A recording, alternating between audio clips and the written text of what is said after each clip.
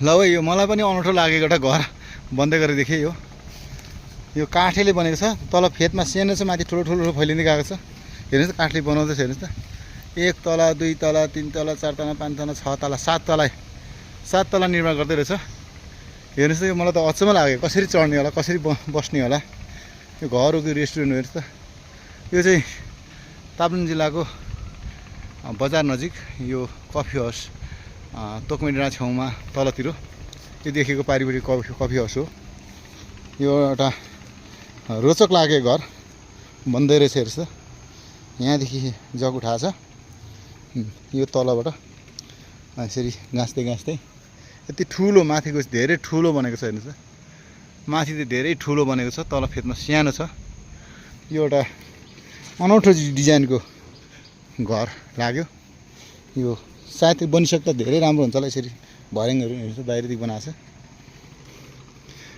धेरै अग्लो छ, लगभग जमिनदेखि 30-40 फिट 50 फिटै अग्लो होला। हेर्नुहोस् त लु यो बनाउने मिस्त्रीलाई चाहिँ म मान्नै पर्छ। हेर्नुहोस् त तलको क्षेत्रफल हेर्ने हो भने धेरै सानो छ, लगभग 10-10 फुटको हाराहारीमा छ भने माथि चाहिँ धेरै ठुलो फैलिएको छ। यसरी मजाको बन्दैछ। हेर्नुहोस् त यो पनि एउटा अनौठो घर बन्दैछ। यो ताप्लेजुङ जिल्लाको लागि पनि एउटा भाइरल घर बन्छ जस्तो लागेको छ। यहाँ अहिले कोही मिस्त्री भएको म गफ गर्ने थिएँ र हेर्नुहोस् त परबाट देखिन्छ, धेरै परबाट देखिन्छ।